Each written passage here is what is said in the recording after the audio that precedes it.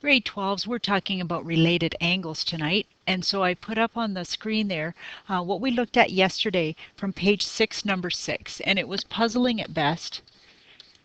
And so we're hoping to walk through a few examples today to help it make a little bit more sense. These are the three important ones. The second set they've included in your book and may ask you a question from time to time, but the three that I've remembered all these years is these three, and we will use them certainly most often. So, for example, if sine theta equals root 3 over 2, we know that sine theta is y over r. So root 3 over 2, and we already knew that this angle, y over r, so our length of r is a 2, and our y value is root 3. I know that I have a 60-degree angle when I have root 3 over 2 because I know from my previous trig in my table that I keep looking at that sine of 60 degrees equals root 3 over 2. So this I have from my table 1-3. And I know what that would look like, and I have it on my diagram as an angle of rotation of 60 degrees.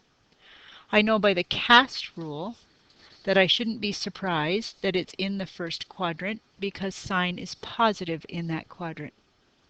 But there is another place where sine is positive, and that is in this quadrant.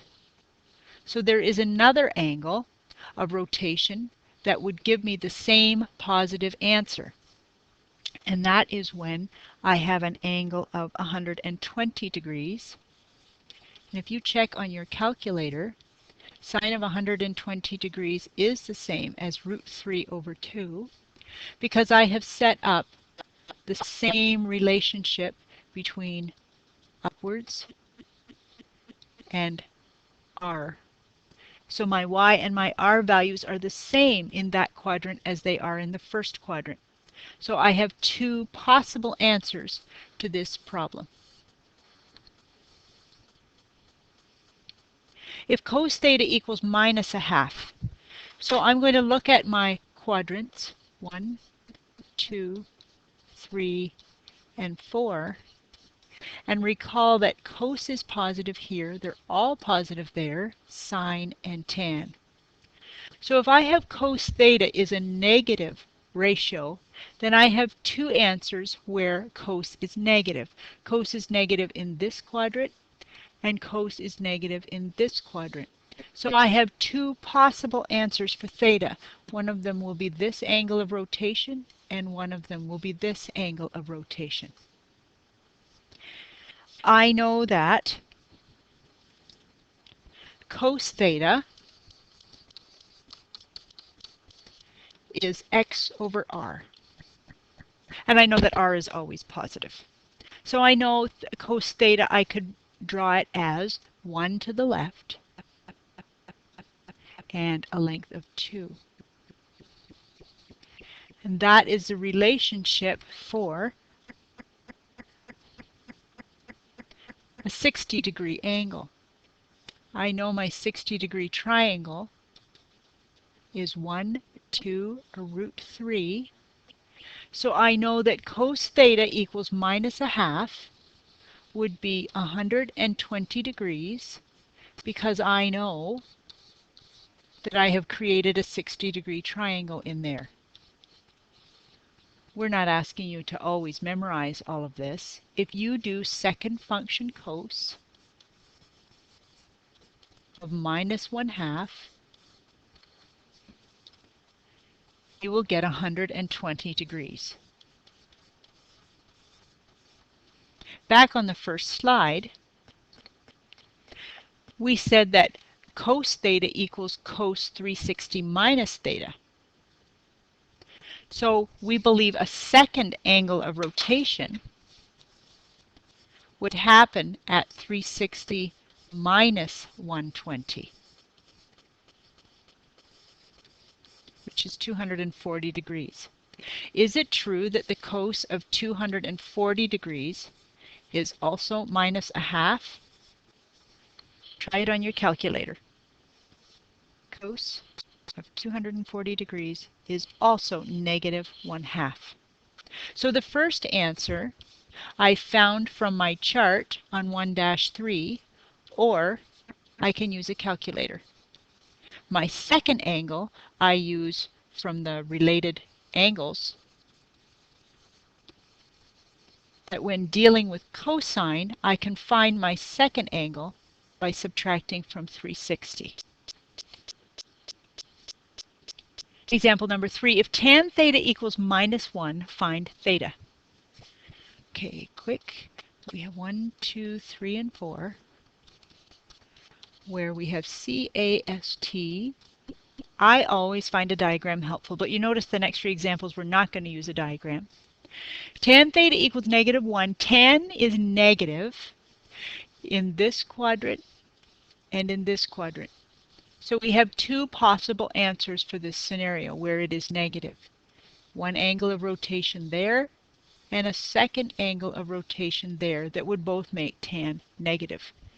Tan of theta is y over x. I happen to know that tan of 135 degrees is -1. And I know that from my 1-3 worksheet. So I know that one of my angles is 135 degrees. I could have found theta by second function tan of -1, which is just as fine, getting 135 degrees. That is theta 1. From here to there is my first angle of rotation. For my second possible answer to this problem, which is this answer right here, I have to refer back to the related angles that we discussed from yesterday, that tan theta, I can find a second answer with 180 plus theta.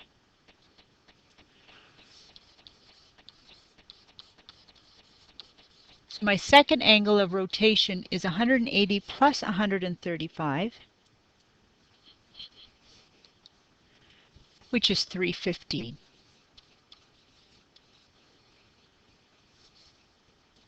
So this one happened to be a nice one on our chart, or we use a calculator. Secondly, we use the related rates from the first page. Example number 4, if sine theta equals 0.9962, I'm not going to draw a diagram, but I know that I could have 2 possible answers. One of them is where sine is positive here because everything is positive there, or in this quadrant because sine is positive there as well. So I'll let my calculator give me my first answer. I will do second function sine of 0.9962. And I will end up with approximately 85 degrees. That's my angle in this quadrant. My second possible answer to this problem I can find by using 180 minus 85 degrees. Remembering that sine, I can find a second answer with 180 minus.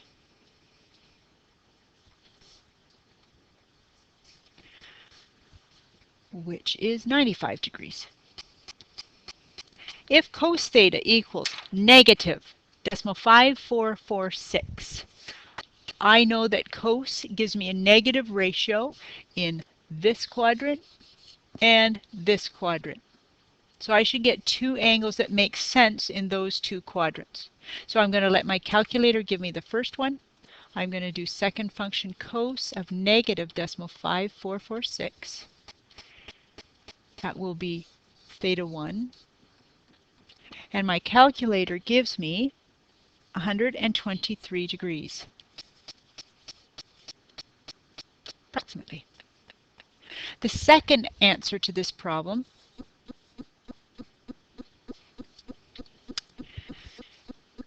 thinking about cos, our rule for cos is 180 plus.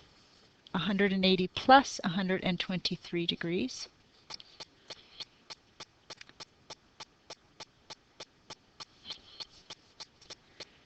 See, it caught me. I went to the wrong rule. It's 360 minus for cos. 360 minus 123 is my rule for cos. So I have 240 137 degrees for the second possibility, which makes sense to be in quadrant 3, which is where we knew our second answer would be. Last one is if tan theta equals 2.1445. Remember, tan is the only one that can have ratios which are larger than 1. And for this particular example, number 6, tan is positive. So tan is positive in this quadrant and in this quadrant. Our two angles of rotation should make sense in those two quadrants. So I'm going to use my calculator for the first answer, where I take the inverse tan of 2.1445, and that first answer is 65 degrees. To find my second answer, my rule for tan, let me just scroll back and make sure I've got the right one in my head. It is 180 plus for tan. The second answer is 180 plus 65, which is 245, which makes sense in quadrant 3. So you have page 9, 1 to 18 to work through with some of these. And I have a review page online with answers that I will also print out for you. That mightn't be a bad idea to try some of those just in case I surprise you with a quiz.